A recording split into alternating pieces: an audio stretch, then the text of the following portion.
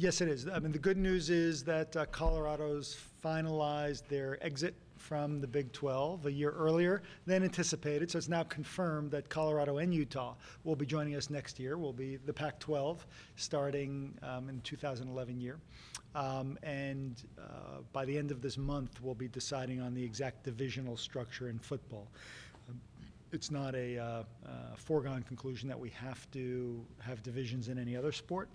And I think there's a bias against having divisions where we don't have to. But in football, you have to have divisions for qualifying for a championship game. So still several different models that we're looking at, depending on your vantage point, different points of view. I don't think it's going to be something where there's a unanimous position on it. Ultimately, a decision will get made at our board meeting at the end of October, which is when our presidents and chancellors meet. The feeling is, at least up here, is that the Northwest schools need at least one trip to LA every year. I mean, do you see that no matter what happens with this? Do you see that still being a yearly trip for Oregon and Oregon State, Washington State? Yeah. We know it's an important consideration. The only thing that's a given is that the rivals will play every year. I mean, that's the one thing that's been sacrosanct about the schedule, part of the DNA of the conference, of these natural rivalries. So the Civil War will take place every year. Beyond that, there's no guarantee in terms of frequency. But the other thing, in addition to divisions, the other thing that factors into frequency of play is how many football games we're going to play within the conference every year. And what I can say is there's a real bias to keep the 9-game conference schedule, which under any structure will mean there's a lot of frequency of play between divisions. Larry, Bob Clark from the Register Guard. What do you think will come out of the ADs, or what do you want? I mean, do you want a firm recommendation to the presidents or a narrowing of the options? If all the ADs got around a position that they all agreed with, then that's something we would forward to the presidents as a recommendation. But I don't expect that. What I expect is that we'll keep narrowing the options. What I'd like is to be able to bring to our board, 2 or 3 different options, be able to clearly outline the pros and cons, and then, there's no right or wrong decisions on this, just making a value judgment, making a decision, and in some cases maybe a compromise, whether it's on revenue sharing or divisional structure or where we play our football championship. Those are the 3 big things we still have to figure out before we'll announce this is the way the Pac-12 is going to work going forward. So I'm not expecting any decisions to come out of next week, nor any recommendations on particular solutions, but we'll have a narrowing, I hope, of the options that we have. Larry, quick for Patrick Corvallis. You just mentioned the championship game. What are your options on that? Yeah.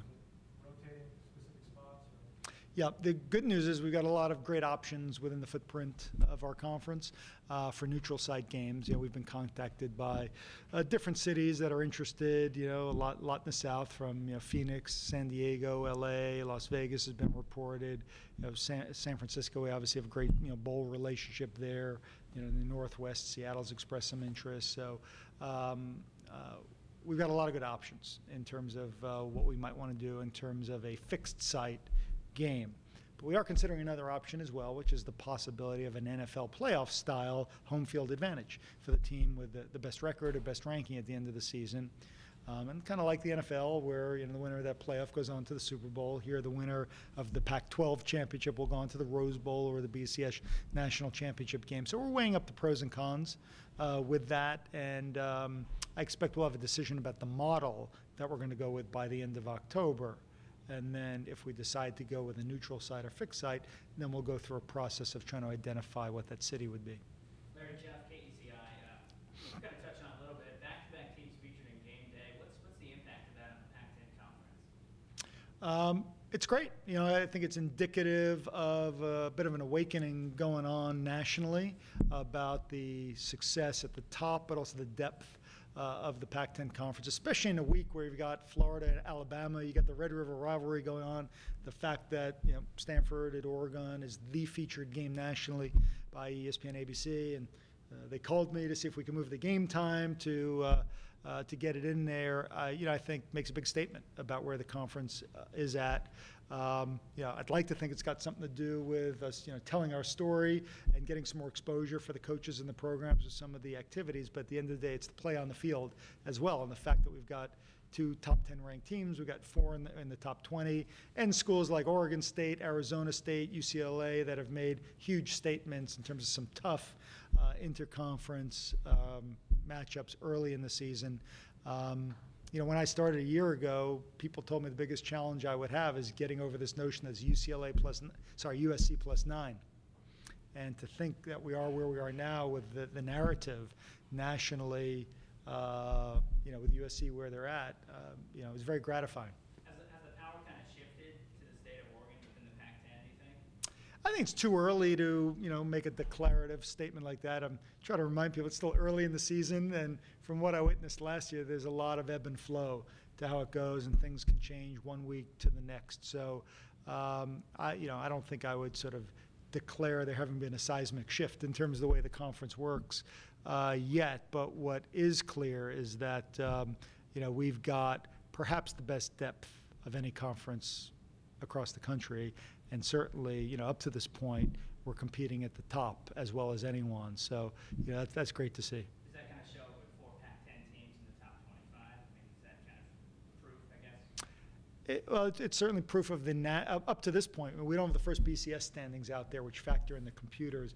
Right now, it's AP poll and coaches poll that we're looking at, which are subjective. So I think all you could say at this point is it's the national perception that people have, but that's been an important thing that we've felt that we needed to work on. And at the end of the day, the performance has to be there. I mean, the wins are there.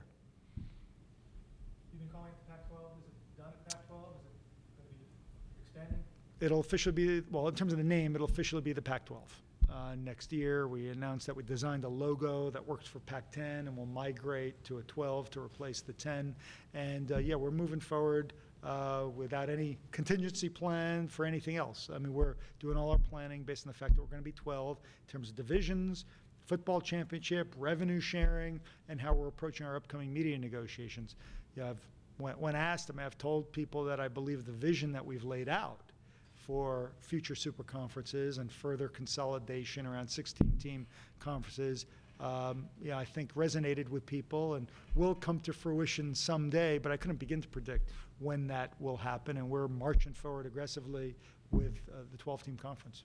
Too early to talk to you and ask you about how the Pac-12 now is going to impact the conference basketball tournament, on the men's side particularly?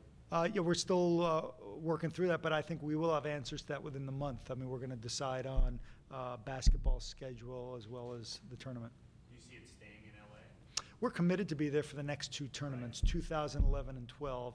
I suspect it'll be after next year's tournament, where we're going to try some new things. We're trying to inject some new excitement and kind of marketing around that event. We really are trying to elevate it from where it's at.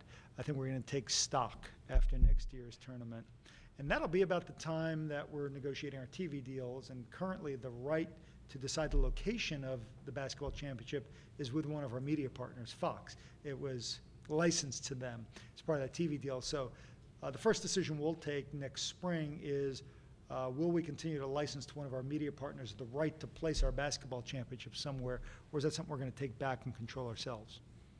So we got a little ways to go till we can answer where it's going to be.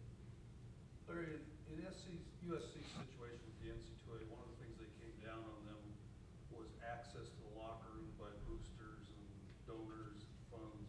In fact, they've put some limits on them, allowing in the future. Several other schools in the Pac-10 do the same thing, and the Pac-10 basketball tournament even allows boosters. Do you see any problem with that at other schools, or should the league do something? Yeah. Well, the league does play a role. We've got a compliance staff in the league office that is a resource for the schools in terms of getting what's called interps or interpretations about certain rules, and we're there to give guidance to the schools about what they can do, what they can't do, what's, playing it a little too close to the line or not. So, I believe our schools, focused a lot on what happened with the USC, and I'm not aware of any specific conversations about the topic you're talking about, but I'm confident there's dialogue going back and forth between our schools and the conference office on that topic, and the schools have the benefit of our guidance on it.